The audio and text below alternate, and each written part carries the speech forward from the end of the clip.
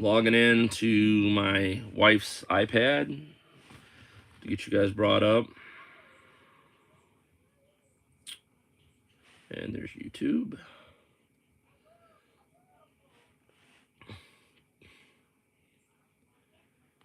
Hi everybody, just letting you know tonight at 4 p.m.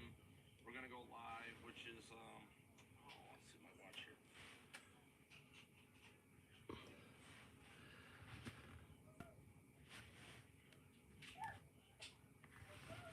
Okay.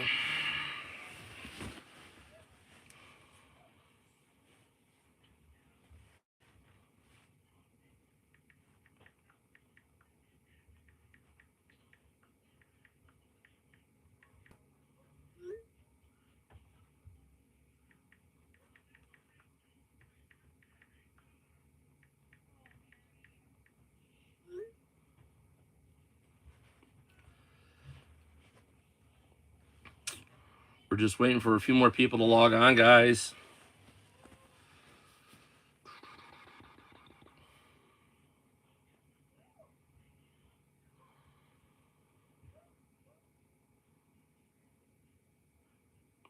We're going to talk about, I had a long end of the week. I probably talked to a couple hundred people through the farm show. So it's been a trying week. My wonderful wife Rachel's watching the kids. She's helping try to get people logged in on the video. So hope everybody's having a great night tonight. We're going to talk about some things that were brought up at the farm show. A lot of concerns going around about supply of baler parts, and it's scary out there, guys, right now. Price of parts are outrageous, so nothing will surprise me this year as far as part prices. So going to talk about a few other things about at the farm show I ran into. A lot of people I chatted with. Got some good info on another inline baler, guys. I think the Mancino inline baler. Got a couple guys running those. Got some really good feedback. Both of them didn't have plugging issues. The balers had real good capacity. They don't really rock much. I think one said that he bought two and the one broke the needles right off the bat, and I guess it was a shipping issue when they shipped it. So the dealer took care of it, and he was back going again. So who's all online? Shoot me a chat. Like to see some guys that saw me at the farm show. Put your names up on the comments. Share the video, guys. Like and subscribe to my channel. The more people get on here, the more we talk about, the more questions get asked, and possibly a question you didn't think of, somebody else will ask, and the answer will be here when you want to look at it. So we're just waiting a few minutes here to for people to log on, obviously. So how's everybody doing tonight? Don't know. Some of the farm show questions I got was I was there for Paul Barber Farms. We were set up on a display for the Arcusin bale handling system. So, hey, Icon, how you doing, brother? Nice to see you again. The show was pretty good. The first day was kind of slow at first, started up. Friday was right out of the gate busy, and then Saturday was like hugely busy for me. I mean, right up to the end of the show, guys, I still had people coming in, getting brochures. We had a couple blue New Holland tractors there along with us. Like I told you, there's big news coming from Barber Farms. A name change, and well, lots of big news coming, guys. I'm just telling you, be ready. We'll have an announcement here shortly. Hopefully, it's I have a ability to the owner, Paul Barber. We'll do a video with him, and he can explain everything that's going to be taking place at our new facility. Yep, it was in Syracuse. Yep, at the New York State Fairgrounds. And I'm telling you what, guys, for a farm show, spot on. Indoors, like any of these winter farm shows, they're really nice. Indoors, you're in a relaxed atmosphere. You get to really ask intense questions. You get to look at the machines. Yeah, they're not out in the field running, but you can look at the machines. You can look them over. My son is having a meltdown. I was gonna do a video on a machine this week, guys. I apologize. I am exhausted. The trip up there was 2.5 hours to Syracuse. It was almost 3 coming back because I hit a lot of snow and ice. I stayed right up there. I took my RV up. It was just a lot of trying things. My first day there, the generator was having issues, and I got that figured out, and it was not fun. So it was a trying 3 days. I'm glad I got to shake a lot of hands, meet a lot of people. Got asked a lot of questions, and the number one question, guys, out there right now is the price of parts and the availability of parts, and it is really, really scary out there, very scary. So I'll get my iPad over here so I can see you guys' questions. Hey Ross, how you doing, brother? Big shout out to Ross. So you know the Oliver 520 sold, but the gentleman that won the high bid wants to remain anonymous. Okay, so I will do probably a thank you from the kids for the donation. That's it. Since he wanted to remain everything anonymous, I'm not going to tell you guys what it brought for or anything. I'm going to tell you the Balers sold, and there's going to be a lot of happy kids going to camp this summer. And I want to thank everybody who was up there. If anybody just wants to donate some money to help the kids at Crossroads Family Ministry go to church, or the youth group, just let me know. So yeah, my son's knocking on the door. Yeah. So, any questions, guys?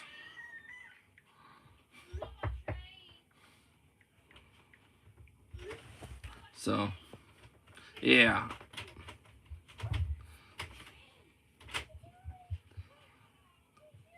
Any questions, guys? One popped up here.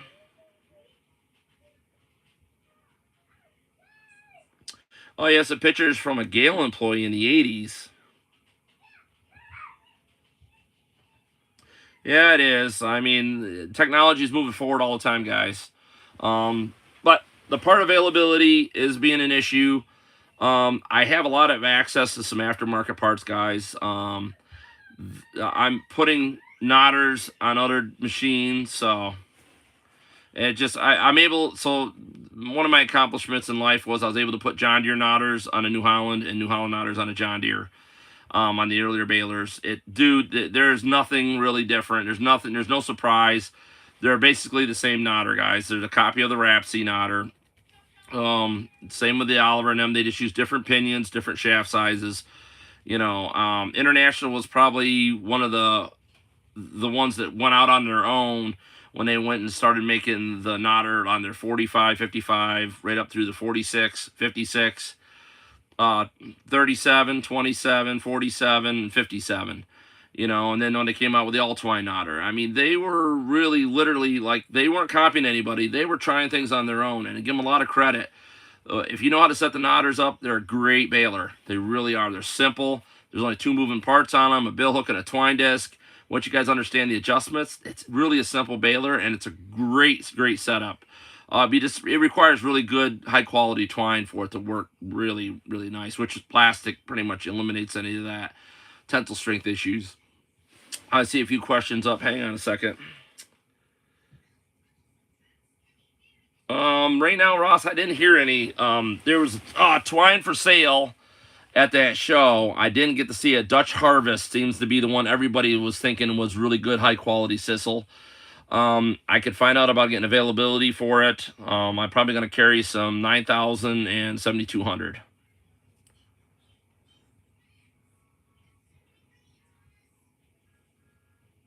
Wow. Hey, Brian, how you doing?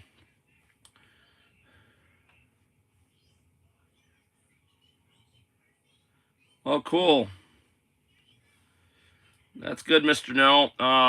Yeah, guys, if you got any questions about the farm show, but I might have a special guest coming on in about a half hour.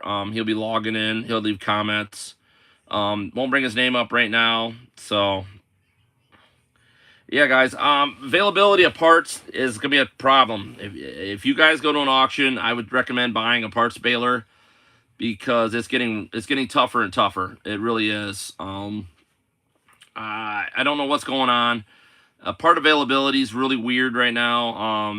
I'm actually working for a dealership now, and we're running into a lot of things that I myself don't think should be an issue getting parts, but it is an issue, and it's kind of disturbing. And I mean, everybody likes to blame COVID, but I, in my opinion, I think we should be beyond that right by now. But I don't know. I guess I'm not into that area of manufacturing and understanding how that works. But I think they're like, my opinion now is they're creating a shortage to keep the price up or get the price even higher. So I mean, I understand during the thing when everybody got laid off, I totally agree that that stuff got ran out and couldn't get it. But why are we still having it now? I watched a couple videos and how different automakers are stopped producing vehicles for a few weeks so they can create another shortage so they can get their price they're asking for and stuff. And it's really making me think that, you know what, I mean, how do we know? And because they all talk together, guys. I don't care if it's Ford, Chevy, Dodge, Toyota, whatever. Those big guys all talk together. So if one's gonna do it, the other one will follow suit. I mean, it just, if there's money involved, guys, there's gonna be, people are gonna be jumping on the bandwagon. It's what they do. Because they make an extra $100 or $300 on a part, just because they make it a shortage and there's a high demand for it, they're gonna do it.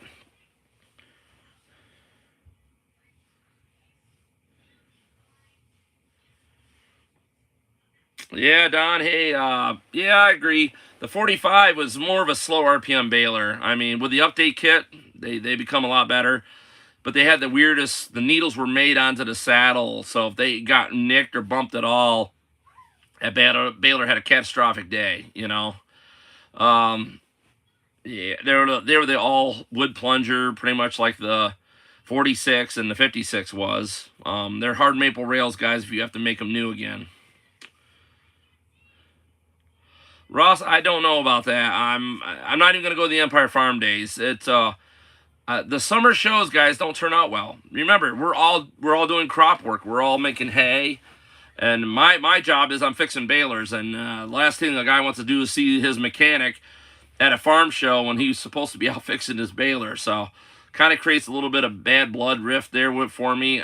In the show I went to when they moved the Empire Farm Days to a new location, it's not good.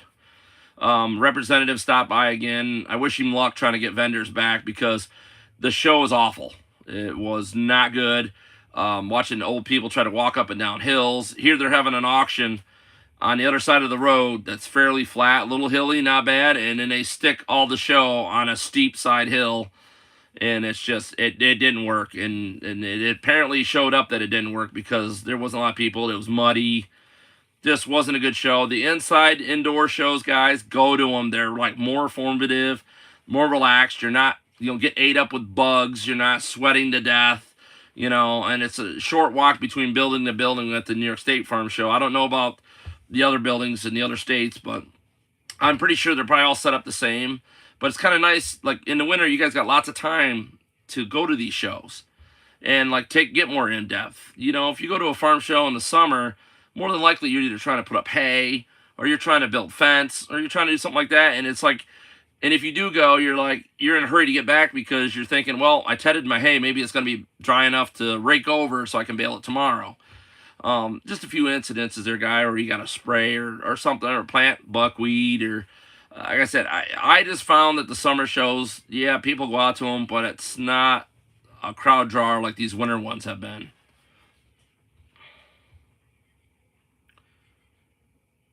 Yeah, it's like I said, the old location was pretty decent. Empire Farm Days.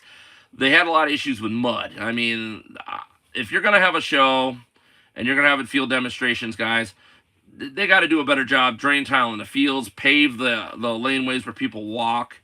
They collect quite a bit of money for these booths, guys, for like setting this stuff up. And I know our booth that we paid for at the farm show. I mean, they got good money for what we did, what we had in the booth, and for the area that we rented. And I counted all the booths down through there, and I'm like, wow, you're talking huge amounts of money. I mean, they could put a little more effort into making it a lot better. But the indoor show was, in my opinion, very, very good. New York State did an awesome job putting on the indoor farm show at Syracuse. Really impressed. This is my second year up there, and I loved it again. We were in the dairy building the first time, kind of cold, weren't really comfortable there. Went into the horticultural building, and way better, guys. The heat was great. I didn't really like the potato booth being next to me because I'm on a kind of a strict diet here. I can't eat a lot of carbs, and here they are, the great potato booth right next to me. So I had to smell it all day, the pulled pork, and it was just, yeah, wasn't one of my fun times.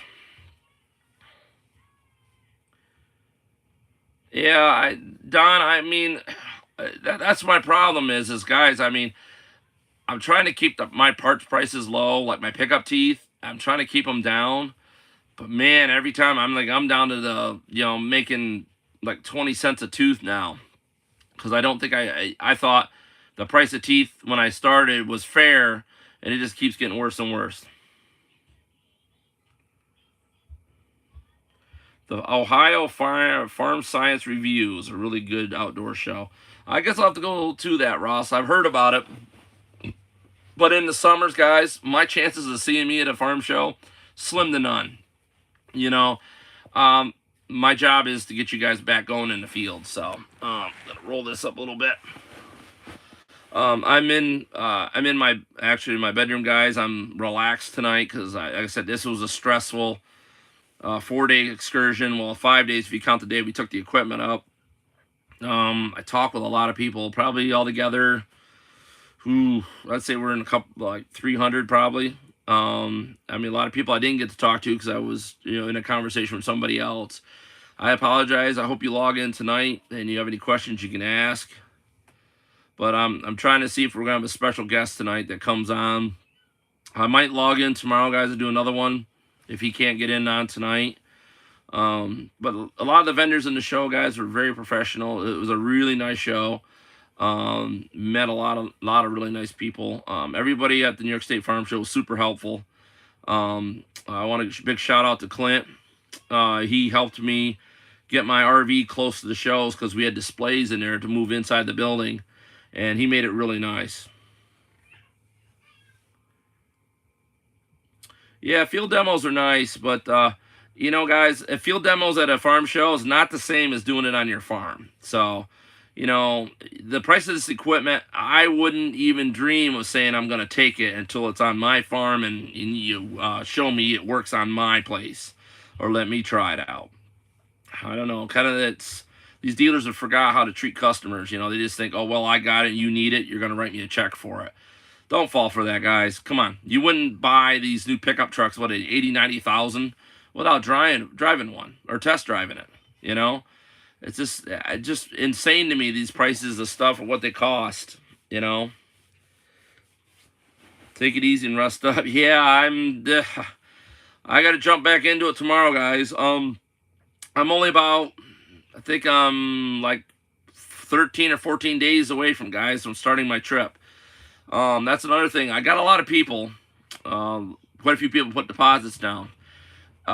If you try to get a hold of me when I'm out on a trip, remember the people that put deposits down have already paid for me to go there. If you try to get me on my way out there and you already knew ahead of time that I was there, and because we know we got all the messages, and you didn't pay a deposit, it's not going to be cheap for me to go there.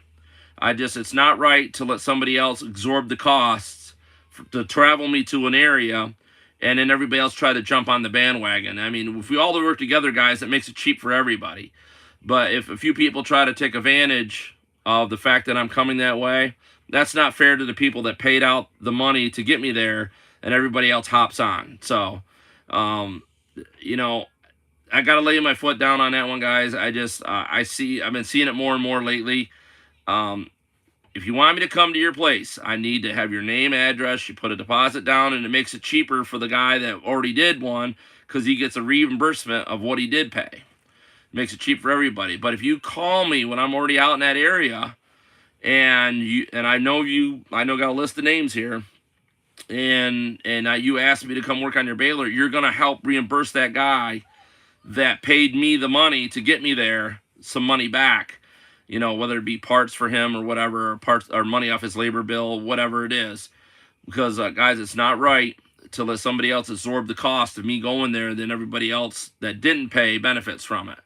So just letting you know now that if you contact me now and you set it up before we leave, you're going to get a better deal than you are when I'm traveling and you want to grab me while I'm in your area. So, because it's not right to the people that paid me, like the group of farmers that paid me to go to that area, and then everybody tries to jump on the bandwagon, which, you know, we had that on this last trip, and I let it slide. But this time, I'm not doing that, guys, because, I mean, I took some money off some bills from other people, but if you contact me when I'm in the area, and, you know, and I know you've already asked, you called, or some people have contacted, or we got message online, and, you know, I'm all right with a friend like saying something, hey, I think this guy just blew up or something.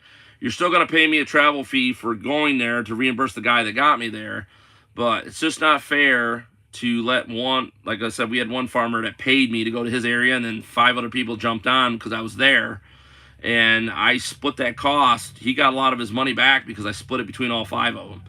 And you have to understand, guys, the more people in an area, it makes it really cheap for me. You cannot call a dealer out for what I can do it for. And or you call a dealer out and they read a book that you got and you get the same results, something that doesn't work correctly. So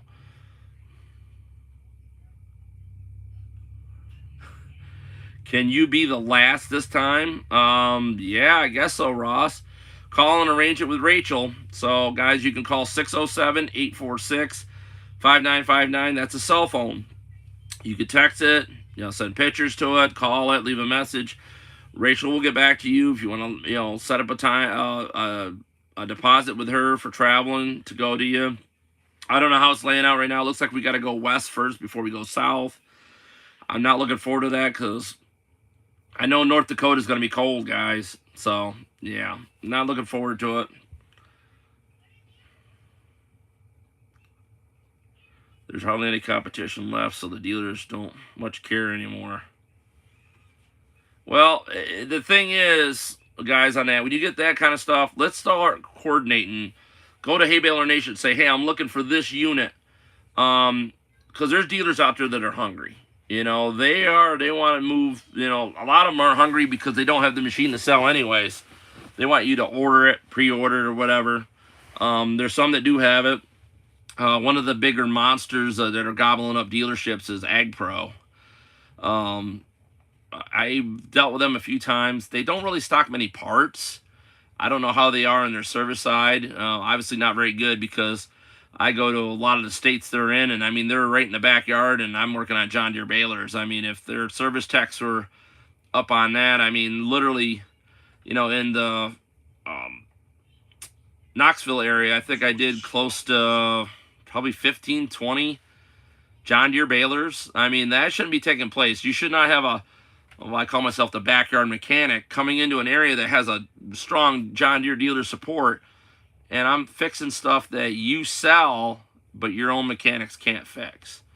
That doesn't sound right. That doesn't stomach right. That's why I guess things are going to be different with me up to the store I'm at now, and you know, the blue tractors, which are going to be New Hollands.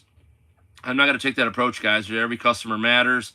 And if we don't know how to fix it, we're going to get the tools and the know-how to fix it. So no more of this, you know, letting somebody else come in your backyard. You need to offer everything you can when you're a dealer. Hay tools, everything. And there's guys out there that are specialties in it. And you need to get the best players on your team because, you know, as you can see, you know, if you got the deck stacked in your favor, if you got all the guys that are diesel tech, you got a guy that's great on skid steers, one on hay tools, one on tractors, like up to 150 horse, and another guy that's good on, you know, 160 to 300 horse. You got to have all the pieces of the puzzle, guys, and then everything else falls into place. And then, you know, another thing is, too, is paying them decently, you know, keeping them happy. You know, I mean, it's got to be a team effort, guys. Try to bring a team atmosphere to it. I don't like people that don't want to work, like they don't want to put an effort forward. If I see somebody making an effort and another one is not, it doesn't set well with me, and I want to move forward from that, Yeah, Mr. No, I'm leaving in a couple weeks. Probably, I think it's like 13 days or 12. I'll be hitting the road, so.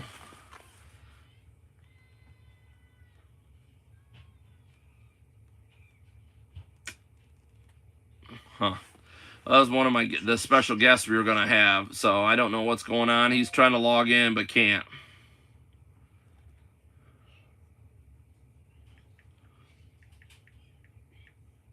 Any questions, guys, tonight? I got a lot of things. On the Baler part thing, guys, buy used parts whenever you can. If you guys want to shoot me a text, if I don't have it, if I can't find it, I'm going to be traveling. I have a lot of parts yards that I can stop at on my travels out west.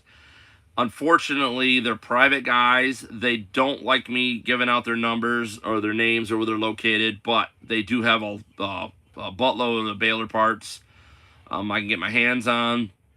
So, I guess just let me know what you're looking for. There's a parts yard in Muncie, PA. They no longer ship parts, so that makes it even difficult. Wangers and Myerstown, lots of others. I think Holidays, I don't know what they did with that down there yet. I know the original owner, the old man, I think he passed away, and I don't know if the family's keeping that going or not. If anybody's down in South Carolina knows of the Holidays that sold Claws equipment, please let us know what you know about that area. Some other stuff on the farm show, guys. The Baler twine issue, a lot of guys plastic to twine. A lot of secrets to making plastic work in your square baler, guys, is the knife on the wiper arm. You need to sharpen it, replace it with a new one. Bill hooks. Plastic will work in any baler. You just got to set it up for it. So, I don't know much more about that, because a lot of times when you run sisal for years through a baler, it wears grooves and things. Like your tension plate where it squeezes down, there will be a tunnel through that because that's what the sisal wore in there. And sometimes you need to braze that up and then sand that flat. So, anybody got any questions? Anything on the farm show?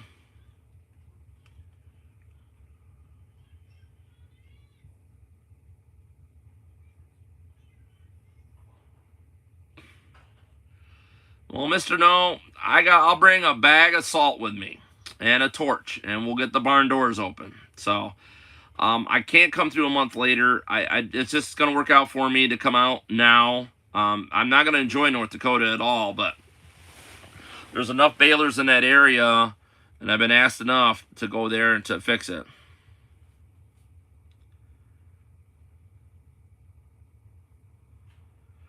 I don't know, Ross. I have a Mennonite that does pretty good on white planters, John Deere, and some Kinsey planters. But I think that's because they interchange parts. I'm not quite sure. He's in Dundee, New York. What I could do is look up get the number for you guys, and I'll get it to you. Lots of specialty stuff out here, guys. If you need John Deere parts for your new generation John Deere tractors, it's called Greenlight Tractor Parts, 1-800-730-4020. That's an easy phone number to remember, 1-800-730-4020. So, they carry all the new generation John Deere. And then there's Putt Putt Aaron, which is big shout out to him. He does all the 2-cylinder John Deere stuff, all the older John Deeres. Does anybody else got any questions? I had a lot of comments on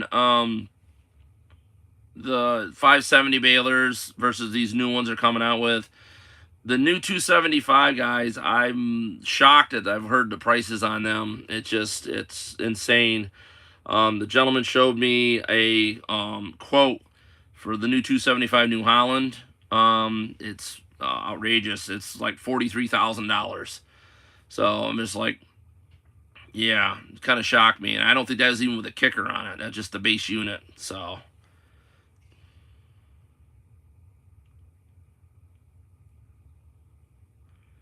oh, barn doors. Well, I have a chainsaw, Mr. No. And I got some nails. Re-nail it back up. But if you start putting the salt to it now, and you're talking 14 days, I guarantee you those doors will be thawed out by then. So a lot of the sheds I keep balers in do the same thing. They set down in the ground and they freeze up. I sprinkle salt down around them doors, and you give it 4 or 5 days, and all of a sudden they're thawed right out. It's like mud again. So, wow.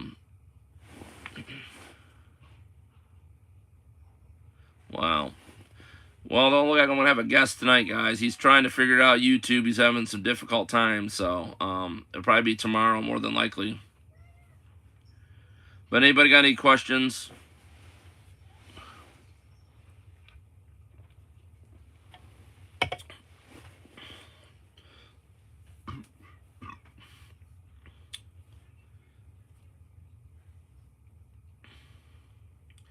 But anyways, guys, those of you just logged in, the Oliver Baler did sell. It raised a lot of money for the church youth group that's going to be going to help put kids through camp. The guy wants to remain anonymous, so I can't give out the name or the amount or anything. I'm going to do a short video probably showing the kids receiving the money. He wants to everything to remain anonymous, so I can't even give you where it's going, guys. So, like I said, it's kind of a nice gesture he did, and I honor people's requests. So, amusing YouTube live stream, guys.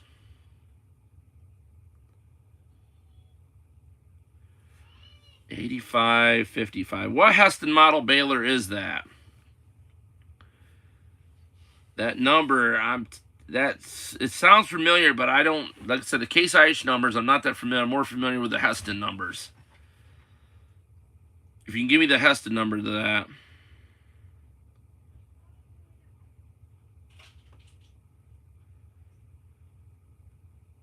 Yeah. Yeah, a second here, guys. Congratulations. Yeah, he thanks Aaron. Yeah, yeah, it was really nice. It raised a lot of money for the church youth group, so.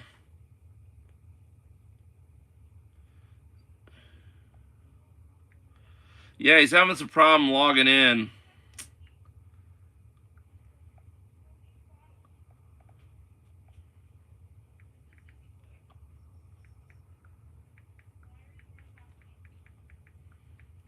I'm just telling him what to do to try to get by. If I can get him to log in, guys, you're going to like him. He can answer your questions on a topic that a lot of them brought up at the farm show. So I'm trying to, I don't know. I'm new to this, so, I mean, I have an iPad, so it makes it pretty easy.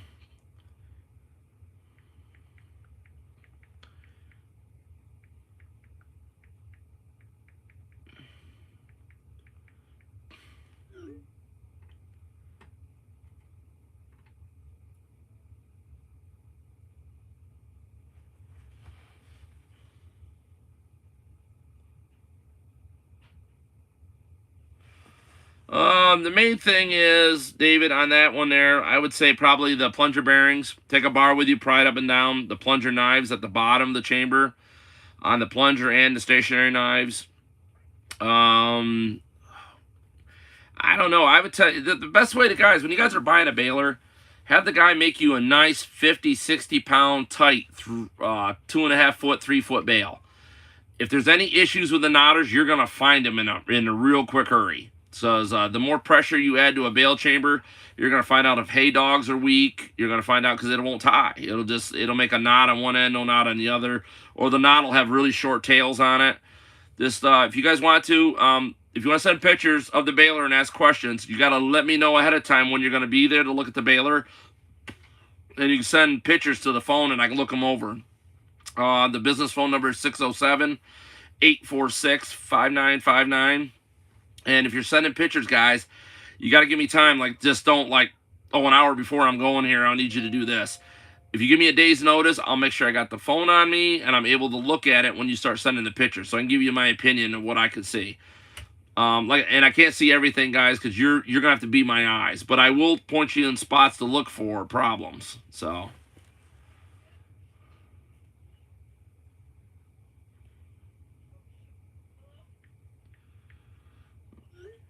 Wow.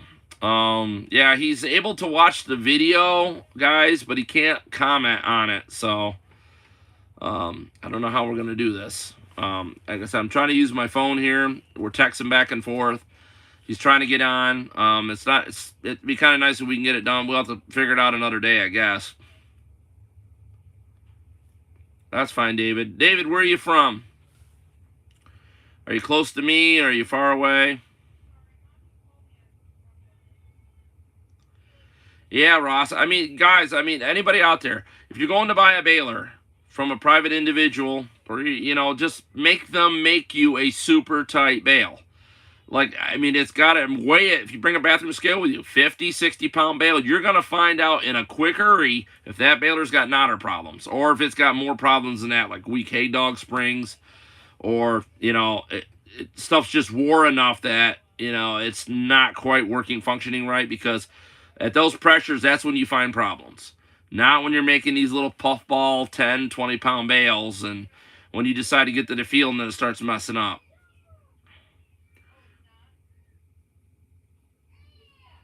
And it was kind of nice at the farm show. I want you guys to go to click on my name and go down to my videos and watch the Barber Farms video. Okay, at the beginning of that video, I know some of you at the farm show. If anybody can tell me what year and what model baler that is, I got a surprise for you. So you'll end up getting a free t-shirt from the BALERMAN. So, and I will sign the shirt and everything and send it to you. So it's the Barber Farms video in my video playlist. And when you watch it, there's a baler at the beginning of the video. You gotta have to text me the year and the make. So, because I have the serial number off that, guys. That baler there in that video, just so you know, I gave that away at one point. That was my very first baler that I had purchased with money I worked for, and it had a motor on it, and I changed it over to a PTO. It's kind of cobbled together a little bit, and then I threw a quick paint job on it, never decaled it, and I ran that baler, guys, for probably 10, 15 years. And then I gave it away to a friend of mine that really liked it. I gave it to him as a birthday gift. So, and then just recently, I ended up trading back. I had something he wanted, and he wasn't using it no more, so we traded back. So I ended back with my very first baler that I bought with money back, and that's the one in that video. So if you guys take a guess, the model of that baler and the year of it. So a lot of the guys at the farm show will kind of know what the model is, but they probably won't know the year.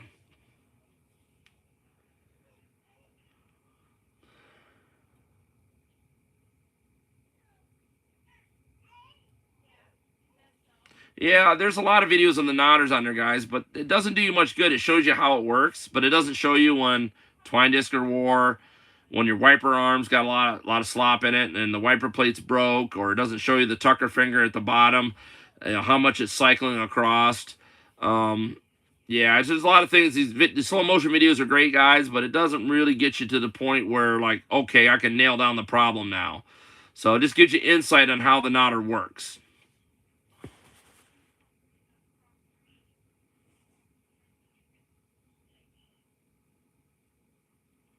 Cool. Well, Patch is able to, I guess Patch is able to see the comments, guys. Patch Hendricks, I'm going to bring his name up because obviously we're going to do a thing here. He's going to read your comments, and he can't comment, but he's going to do it through here, and then I'm going to read your answers out. If you guys got any questions about Bale Skis, or you need to talk to him or order a set, Patch's phone number is 301-399-2671. That is a cell phone, so you can text him. This guy knows all there is to know about Bale Skis. He's been doing this a long time. He was installing them at one point, but I don't think he's installing them no more. But he does still sell all the sets. Big square, small square. Give him a shout. Like I said, if you got questions about Bale Skis, guys, there's a video that was just uploaded on my page. Patch did about Bale Skis. So I'll watch it. And if you decide you want to put a set of Bale Skis in your baler, again, his name's Patch Hendricks, and his phone number is 301-399-2671. So, and if you guys still want that number, you could text the Baler phone as well, and I'll give you the phone number. And that's 607-846-5959.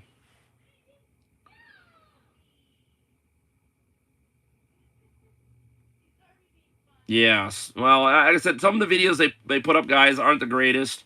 Um, Patch did a great job on the Bale Skis. I wasn't there. I was still stuck at the booth. But my wife went over and recorded Patch, and I told him I'd upload it for him because it gives a good explanation of how the Bale Skis work. So, is there any questions, guys, you guys have on the Bale Skis? They work really well, especially the international balers. I'm going to use my wife's iPad and put up Patch's phone number for the Bale Skis.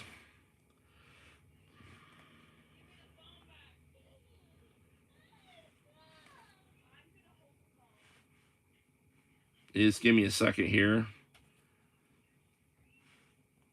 If I was high tech, I'd be faster typing, but I'm not.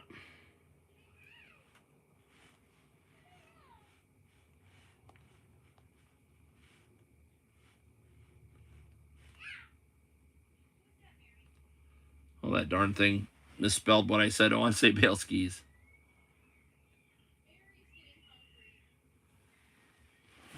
Yeah, Patch did a great job, guys.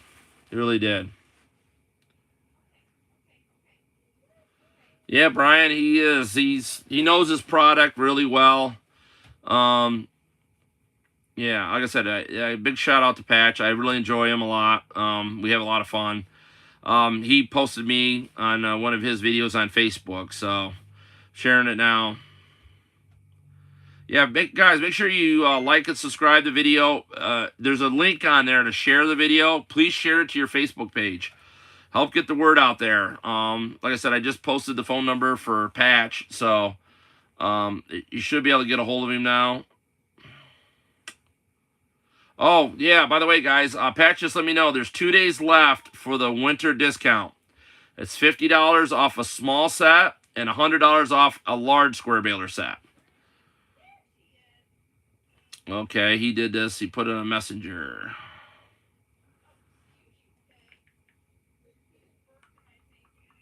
Yeah, he's sending me something here, guys. Let's see what he sends me. But there's 2 days left, guys. So if you guys want a set of Bale Skis, there's $50 off the small square baler sets and $100 off the large square baler sets. And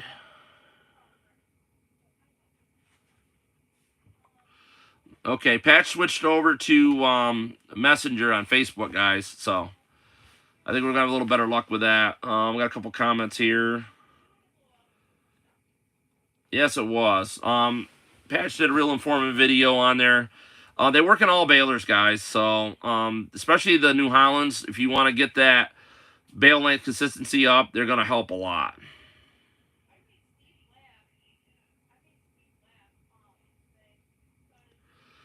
The advantage of adding a moisture monitor to an older square baler, it's no different than adding it to a new one. You just want to watch your moisture on your bales. I mean, you want to stay under 14%, guys, as best you can. If you're going to be a little bit above that, I would single stack them for a couple weeks and then restack them in the mow, or keep them on kicker wagons so they can breathe out. But they might be a little smoky, like when you drop the bale on the ground, a little dusty, even at those moistures. It's mainly you put one of them in there, so if it's not baling to what you like, you stop baling. You wait till it gets dry, or you put an applicator system on your baler and start putting applicant on. They're pretty accurate. Compared to a probe, they might be only 1% off, maybe 2. I know there's a decal on the thing that says it could be up to 3% error, margin of error, but I haven't seen it. You know, it gives you a general idea. So, and when you're baling hay, they're very nice.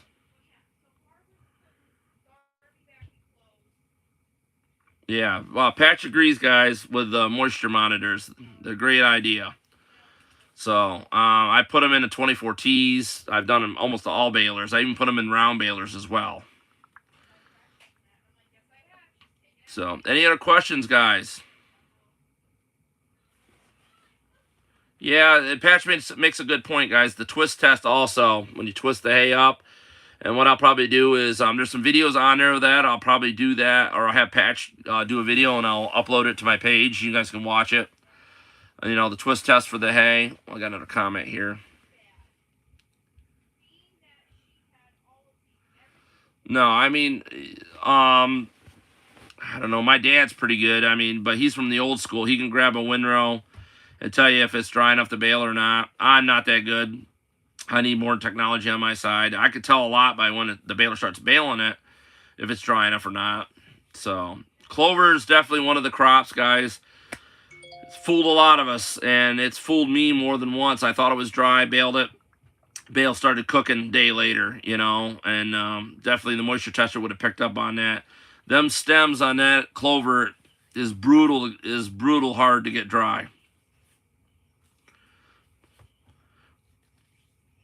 But no, the farm show was really good, guys. If you have any questions, like I said, I've talked to a lot of people about their balers. Twist test. Yeah. The twist test, I just saw that. I've never had anybody do that in front of me. I probably watched it a year or two ago.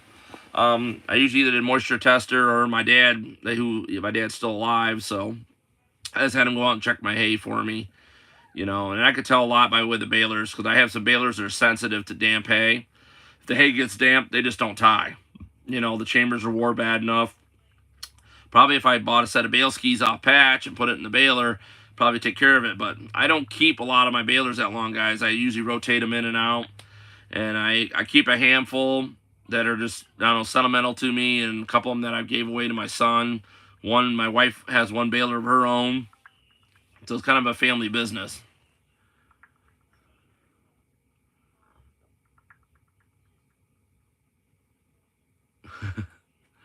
Yeah, Patch says thank you, Mr. No. It was quick, unscripted, and melting snow was dripping in his face.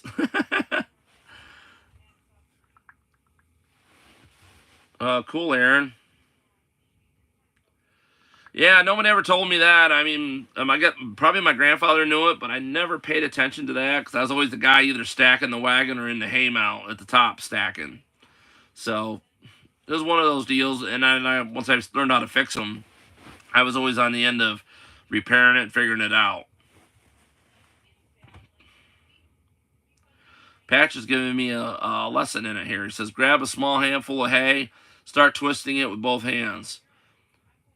If it starts to crack after 2 or 3 twists, it's probably dry enough. Oh, that's a good rule of thumb. You guys got any questions? I know I got some more people. I had quite a few people logged in here now. Some dropped out, some dropped in. You guys got any questions about the farm show? Parts availability, guys, is still going to be a problem. None of the manufacturers I talked to, John Deere, New Holland, nobody's got answers. So, scary on the New Holland Otter, Nate Series Otter Complete, $2,800. I think International $1,700 or $1,800. So I do have some other options. I've been kind of back dragging a little bit. I do have some knotters that are used takeoffs I can get out there. I do have a stocking up on needles because I've heard even the aftermarket needles are going to be hard to get a hold of. Not a bad idea to have a backup baler, guys. I'll never have a bad day because I think I still got, after all the balers I sold, I think I'm still at I think there's still 17 or 18 left in my collection yet. So I sold a bunch, but I still got a bunch more to go.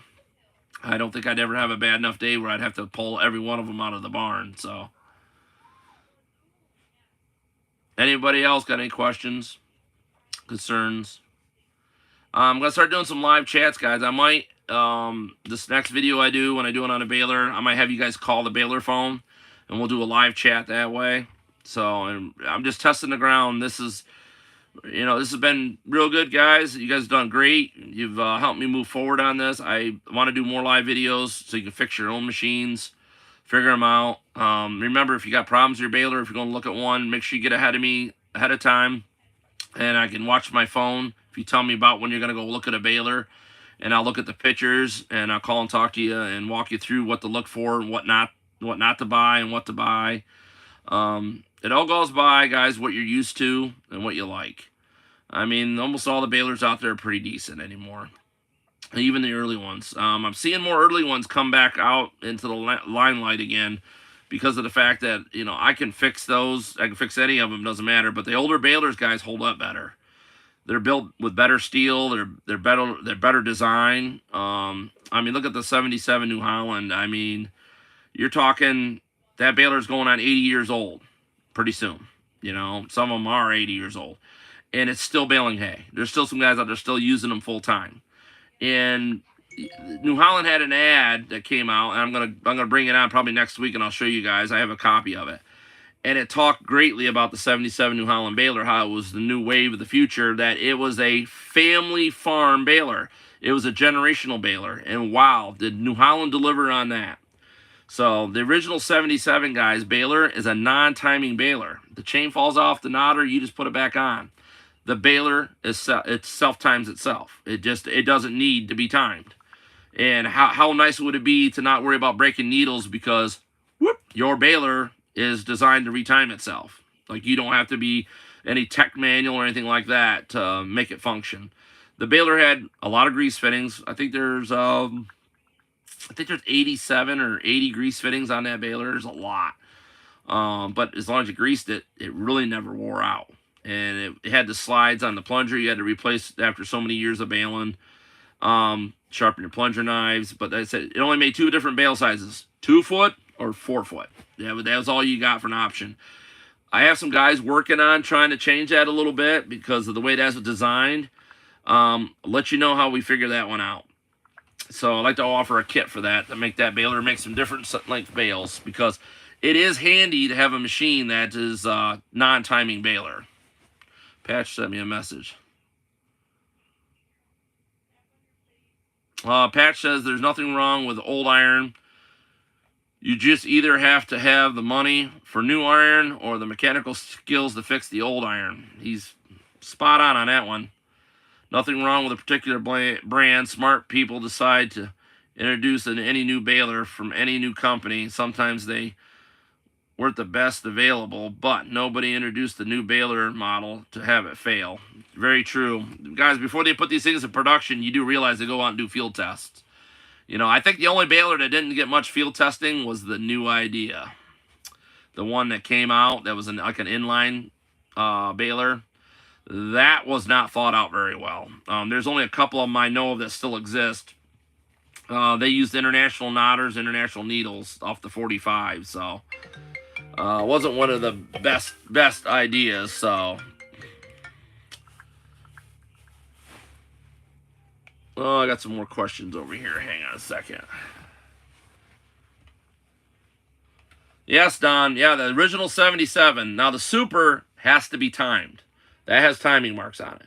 The 77's a non-timing baler. So is it the 76, the 75, the 74. Even the first Edwin Knoll, Arthur Young baler was non-timing. They made it that way. They designed it that way. And they were kind of thinking of the farmer at that time because how many people had actually seen a baler or worked on it? There was no experience.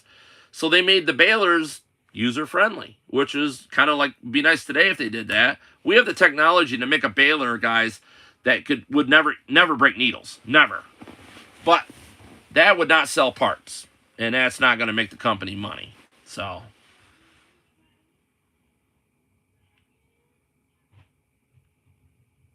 Yes, it was. Well, it was recalled, but I know where there's a lot of them still sitting in the barns. So. Yeah, that first New Idea baler, New Idea had a bad idea. So they pushed that thing through way too fast. And I think it's only good thing about it was that baler was made to bale straw. Guys were trying to use it on hay and they were blowing them up. It just didn't do good. Yeah, they recalled them, but there's still a lot of them out there. It was a bad idea. Yeah, Patch agrees with me on that one, guys. Yeah. New Idea's inline version was not good. Minneapolis Moline had a great one, the 760 Balemaster. I really like that baler. Works well. Just people forget the grease fitting down underneath on the plunger crank arm. Yeah, I think I want to say there's at least, in my knowledge, 4 or 5 of those still floating around in sheds. So they're an awkward looking thing, that's for sure. I don't know how long they would have lasted in high production. I don't think they would have lasted long at all.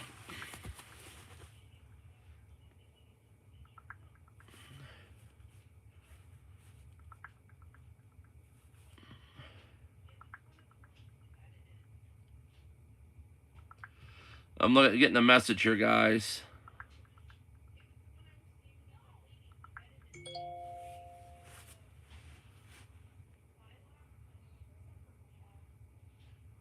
Yeah, well, hold on. Now, you guys got to remember, they said they could, but you had to have the stuff to switch the unit over to fit the uni system as well. The system they had for the switch from the tongue and the extra pieces to go from one to the other. It wasn't a quick switch over, but yeah, it's the same design. And by the way, the knotters on that, guys, are no different than the knotters on a 67, 68, 69 Hayliner. The needles are the same. Oh, not on the 69. It'd be more of a 68, 67 Baler needle on that. The saddle, the pipe, I've had to make saddles. I've used the 77 New Holland saddle. I had to cut the pedestal and move it in, but it fit right on the Baler. So, yeah, the Minneapolis Moline, guys, if you buy one, it's just New Holland knotters and parts on it. So,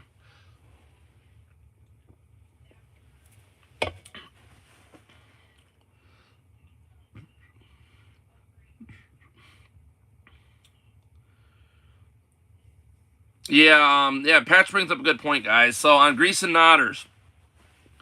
So, we're gonna go back. This is gonna upset a few people because this topic is touchy to everybody. Um, I got a guy that bales 20,000, 23,000 a year with a 24T John Deere, and he greases his knotters once a year when he first starts. At the end of the season, he power washes it off, sprays down a knotter with WD-40 or hydraulic oil. I can't remember which.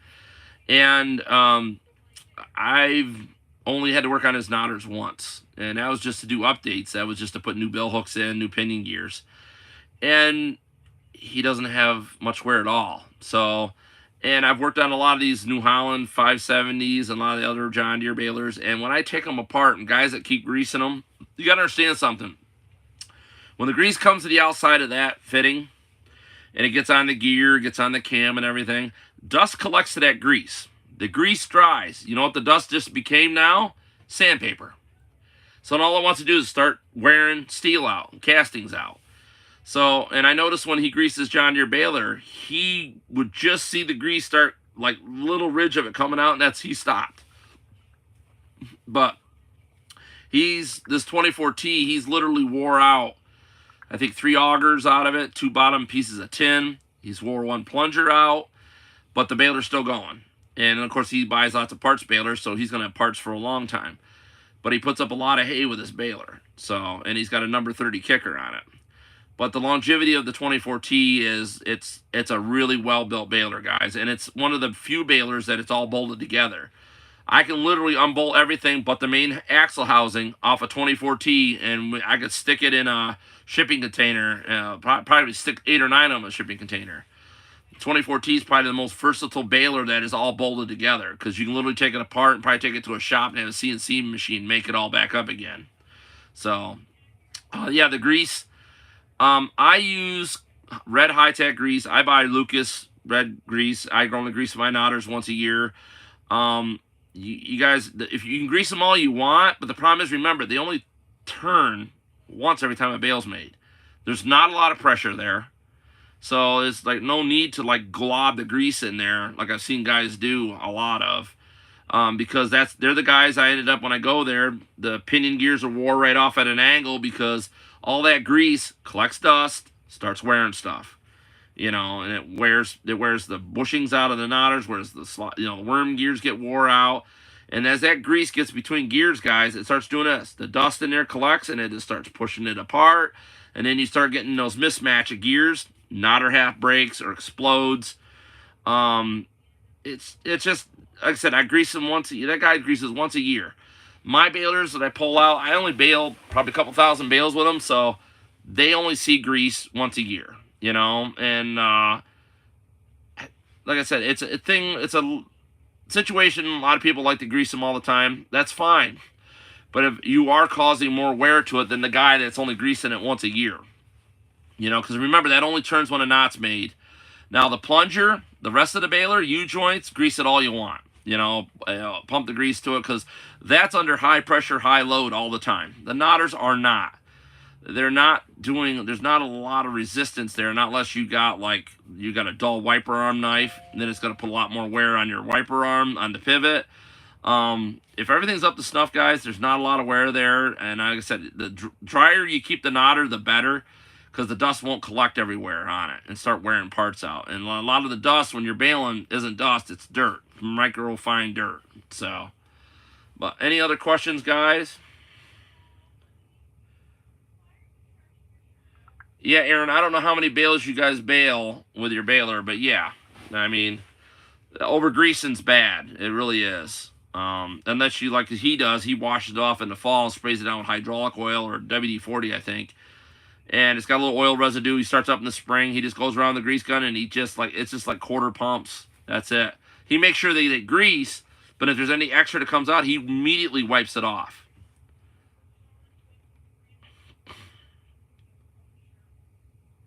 No, good question. I've had a few people ask that, and the augers are starting to rot out of the international balers as well, like by the second fin. So I got to figure out how to make a set of those.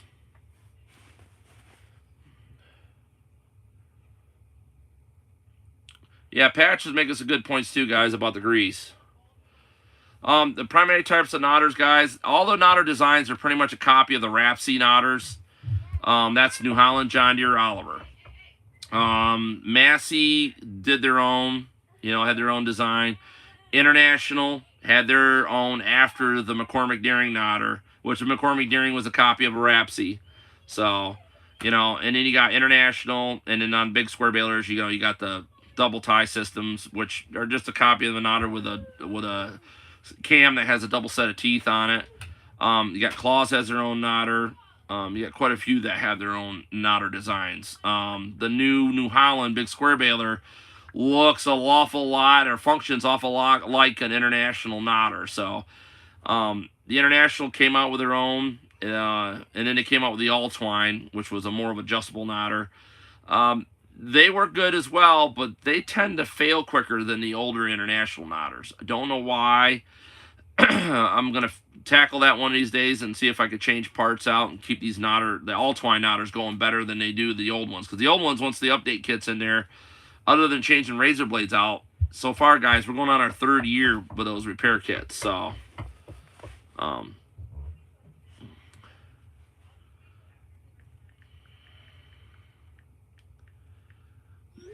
any questions, guys?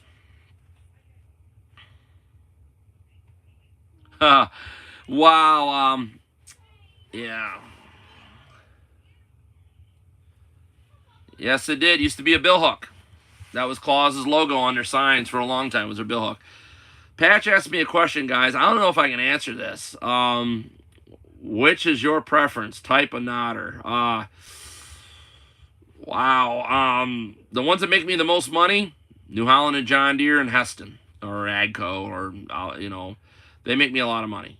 The ones that don't make me money is Oliver because they're really built well. And they got to use a large pinion gear. And the reason they do is because they don't mismatch, even with lots of wear. It's just, the Oliver knotter, guys, 20 years. I've never sold one. I got lots of Oliver knotters. I'm really tempted to start sticking them on some of these other balers because of the prices of these other stuff. And just remake a new knotter shaft, put Oliver knotters on there because, guys, they just don't fail. They just work, Sold lots of Oliver needles because everybody breaks needles. But probably my favorite knotter to work on is International. I really like the 46, all the early International knotters. I like the All Twines, okay. On a big square baler, it's Claus all the way. We run 800 knot strength twine. I have zero issues with the cloth knotter at all. I want to shout out to John in Canada. He gave me some tips on how he adjusted his shredder unit cloth balers, and wow, they will pack a bale. Single tie knot system, way better. Less moving parts, less wear.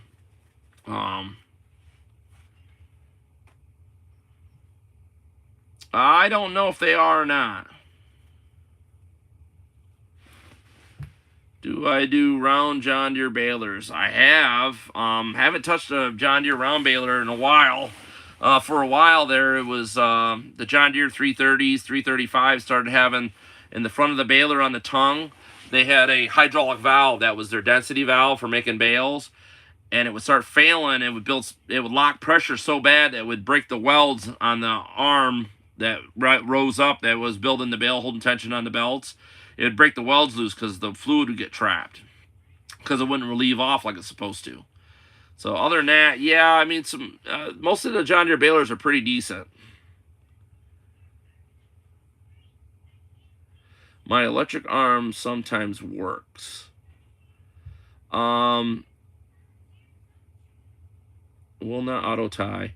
That sounds like it might be the electric cylinder failing or arcing out. The best way to test that on that electric arm is you get 2 gator clips and just take the ram and keep switching, the positive and negative, or get a chopper switch, whatever. Run the ram arm back and forth a bunch of times. See if you can get it to fail. If it doesn't fail, then it's in your harness or it's in the monitor itself. Like it's completely having a shutdown on there.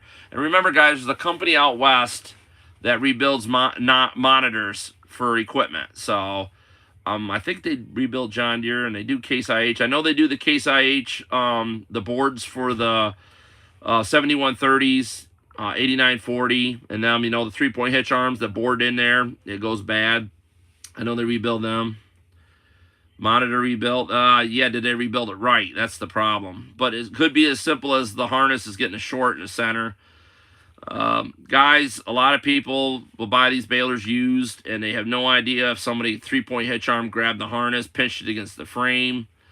But I most aptly say that it's probably the electric ram. But remember, if you want to, I've had a lot of guys order the hydraulic cylinder. It's on Alibaba or on Amazon. You can order a hydraulic ram that throws the same length as your electric one. Run a set of hoses to your tractor, so when you reach your bale size, you can run your arm yourself. So you can make it a manual baler, instead of, relying on the computer to do it.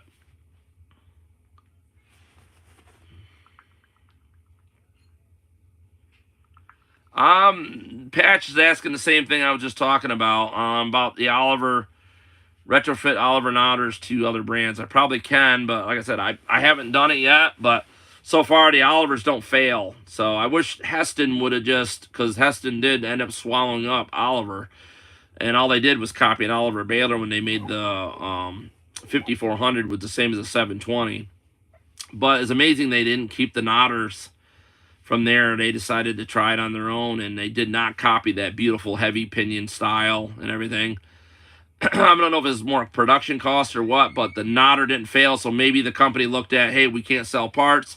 We're going to copy our pinion gear, be more designed towards the New Holland and the John Deere, because after so many bales, they tend to fail. So, yeah, Patch made a point on the John Deere 457. It could be crap in the cylinder on the guides. Too much grease, build up of debris. He says blow off the guide, spray down with PB blaster, run it back and forth a few times. Like I said, if that cylinder's failing, if you like all you got to do is keep changing the voltage on the plug on the ram, and if it starts getting really hot on just a few passes, guarantee it's the ram's it's shorting out inside, or it's dried out inside on the gear end of it. But like I said, you can change it to a hydraulic cylinder. Well, you're welcome. Like I say, guys, I'm more of the manual works. Yeah, but does the ram get hot when you run it on manual?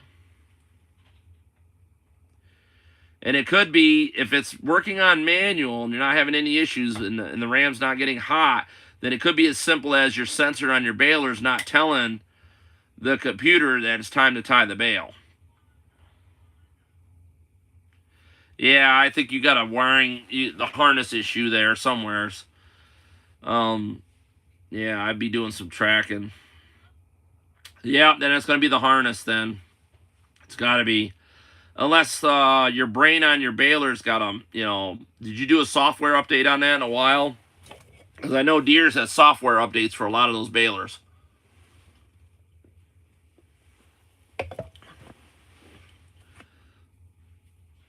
That means that'd be the brain on the baler itself. Because the problem is, if the monitor got rebuilt and they put the programming in the monitor for the new software update and you don't have it,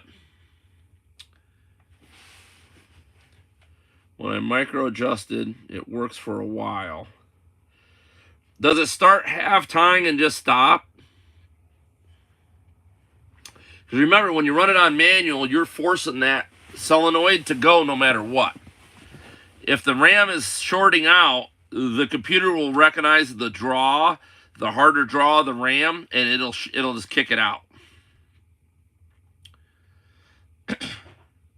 So it doesn't work at all. You'll stop to tie the bale and it don't even try to work.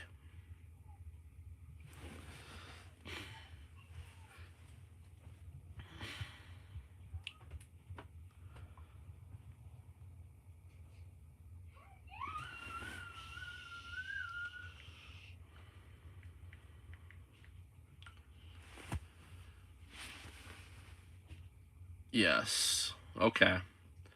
Well, I'm going to tell you this much. You could put an amp meter on the wire going to the motor on the draw side. You can put 2 amp meter gauges, have somebody run the cylinder back and forth and see what the draw amps are on manual, just, right in your shop, and see if the motor's drawing harder one way than it is the other. That's going to tell you real quick that you got a short going on in the motor on the directional part of it, or like Patch said, it could be as easy as the guide in there's wore, or it's gotten crap built in there. I would probably take the RAM off, put it on your bench, run it up and down, and put some penetrating oil in there, and refill that gearbox up with some grease and stuff in there to lubricate it, because that electric RAM sounds like it's giving some trouble. Because remember, your computer's going to know there's a load on there, and it's made to kick that out if it senses that it's drawn too hard.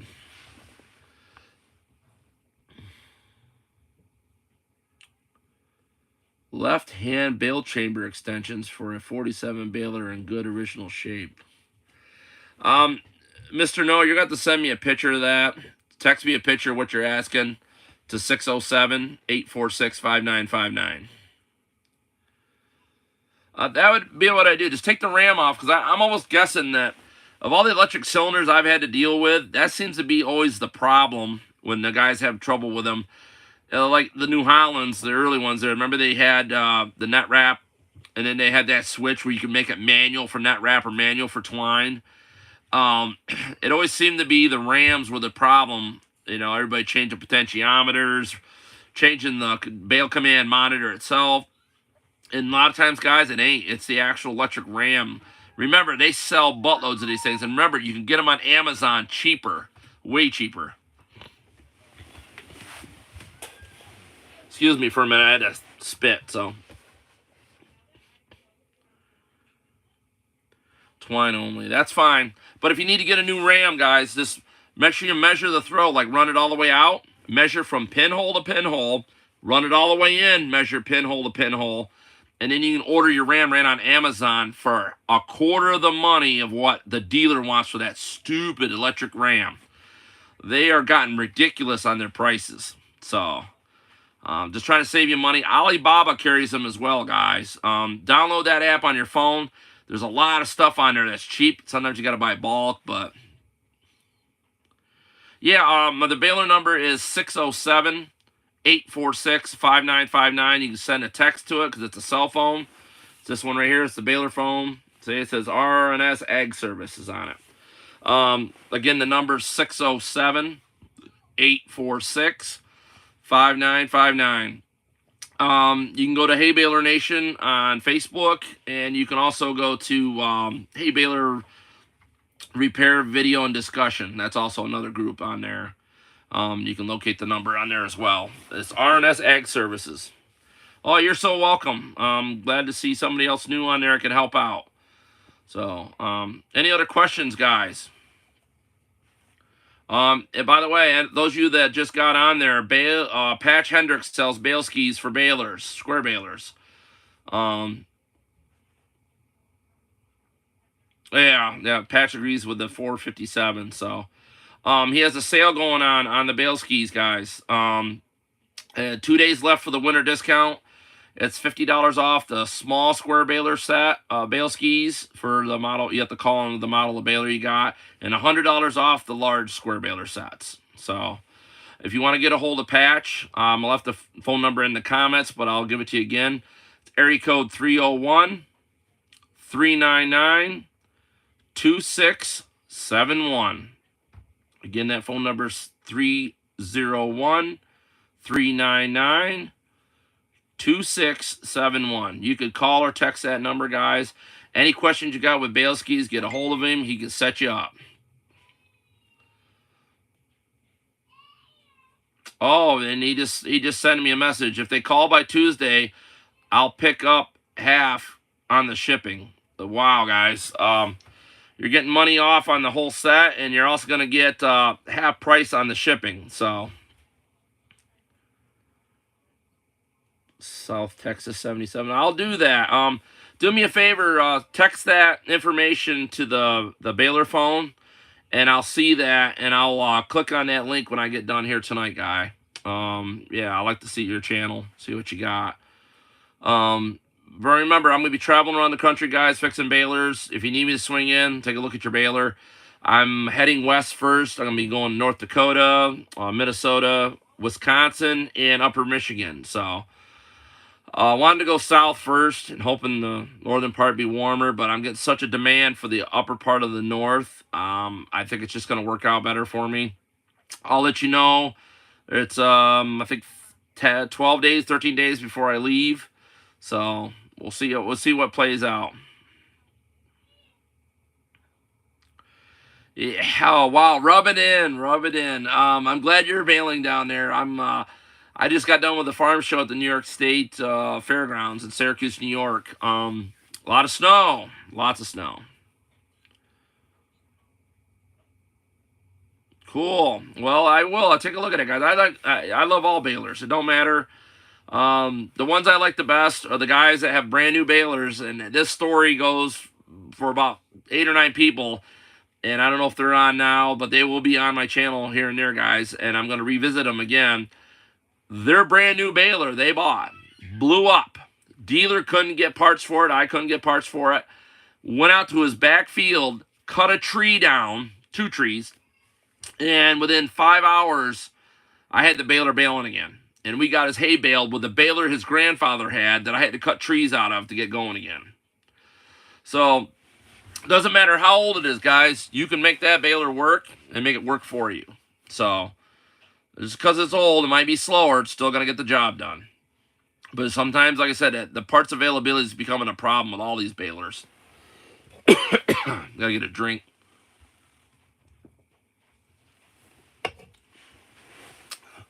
Any other questions, guys?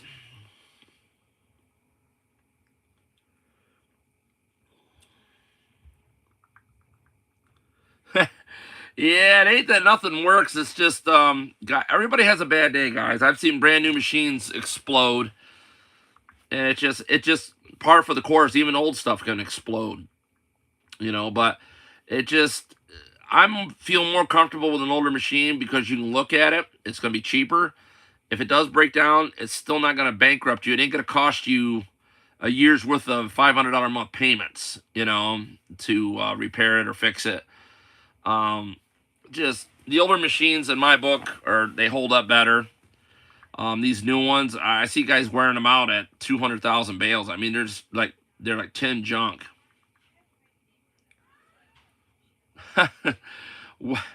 Wow. Yeah, never had anybody do that. So that's kind of cool.